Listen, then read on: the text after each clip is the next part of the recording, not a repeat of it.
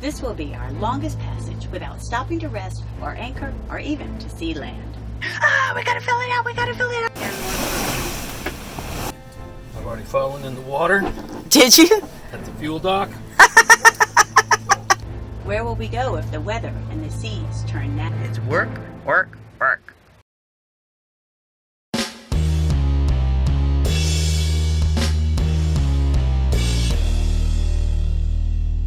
We sold everything we owned to buy a boat and travel the Caribbean.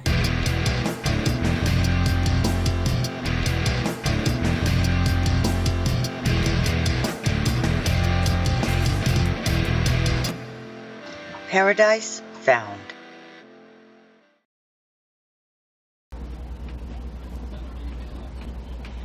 I'm almost ready. Let's see. Hang on.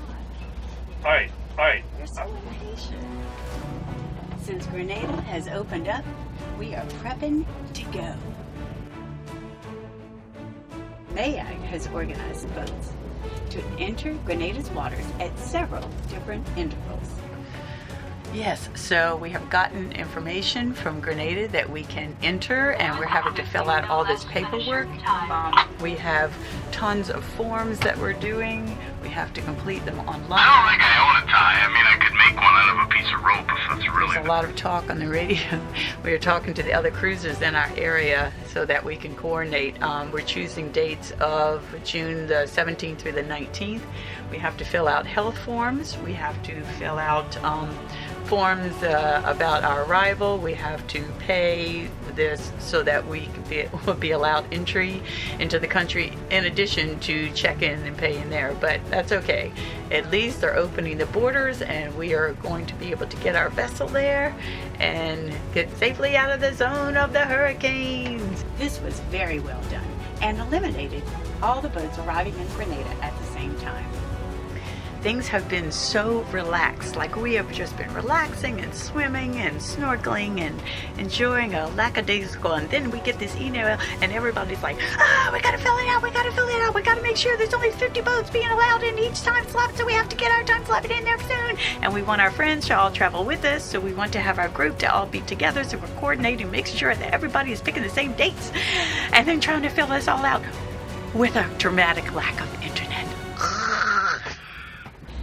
As the departure date got closer, we scurried to make sure our music was ship-shape. That's the life of a sailor. We go from relaxed and calm and to rough seas and dealing with all kind of issues. And this is one of those times. This will be our longest passage without stopping to rest or anchor or even to see land. 600 nautical miles between Antigua and Grenada without stopping, at an average of 5.5 knots, would take us roughly 55 to 60 hours. Give or take. You know, it is a sailboat. Do we take the rum line?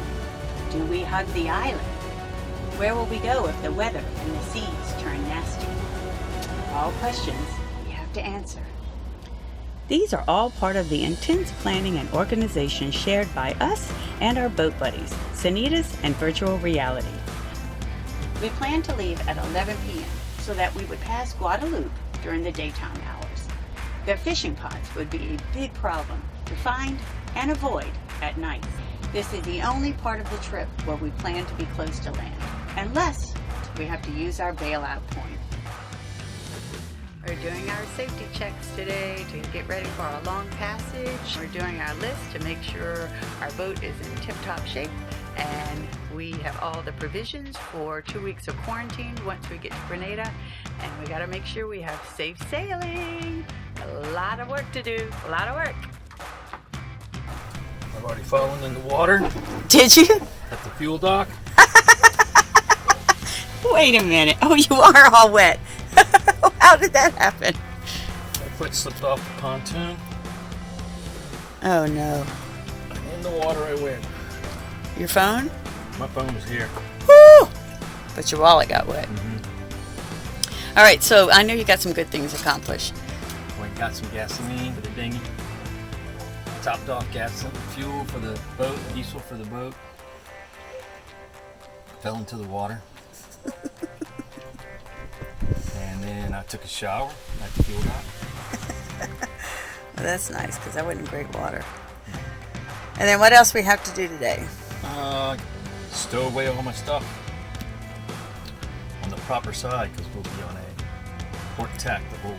Oh, that's good to remember. Oh, glad you said that. Can't have anything on the port side, otherwise it'll end up on the starboard side. Excellent. All right, let's keep working. You excited? Sure. Are you nervous? A little bit. Yeah. 60-hour passage is our longest passage we've made. Yeah. Any words of wisdom? Don't fall overboard. Our preparation list, which we compiled after asking all of our boat buddies what was on their list, made for a very thorough safety check list. We have our harnesses and our life jackets ready.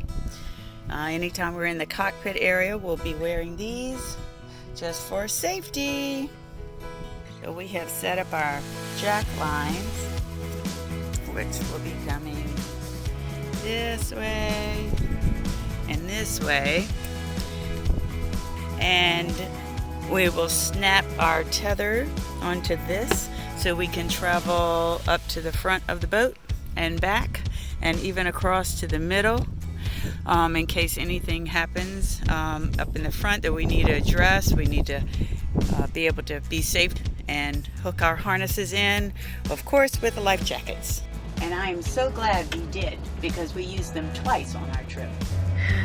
So we opened up our back dock locker. It's on the back of the boat, and it locks, and it has a inflatable life raft.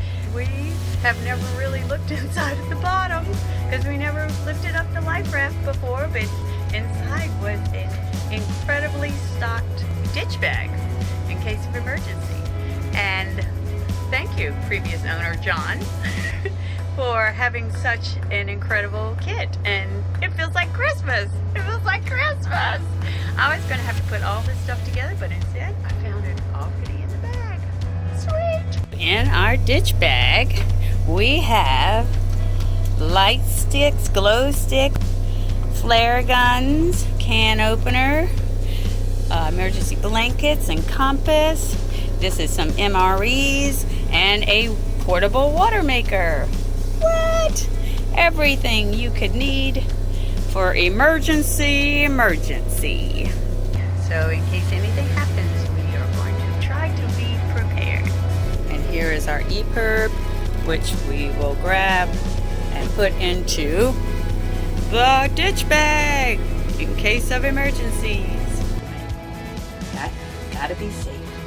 We'll also be removing the dinghy motor and putting it up on this block right here so that we don't have a motor on the dinghy as we're traveling. And because of the problems we had with almost losing our dinghy on our very first overnight passage, we knew to take the motor off the dinghy, put it on the rail, and to strap that sucker down. We got our motor on the rail. And next is the dinghy. We learned the lesson not to take overnight passages with motor on the dinghy up in the air, huh? Not a 3-day passage. Not a 3-day. Our radome did a lot of rocking because over time it had hollowed out a tiny bit of groove around where the nut held it in. We have tried to fix this by tightening and tightening many times, but it just didn't work. And it took our good friend Mike on Sanitas to fix the job and fix it right. One more thing checked off the list, and my job is done. Hey, you guys, where are you going? Grenada! That sounds crazy! Are you crazy? Little. Yay! Mike, are you showering? Am I filming you without any clothes on? It's a good thing there's a life sling in the way.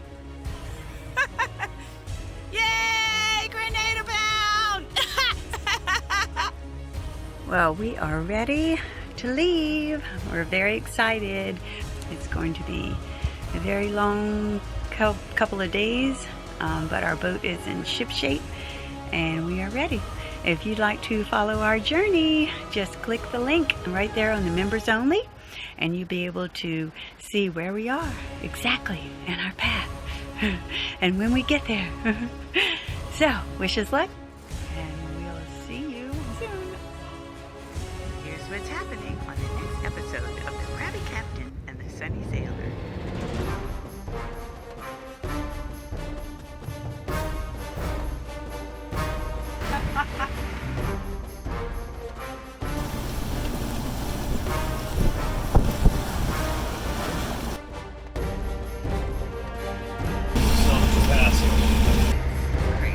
Crazy.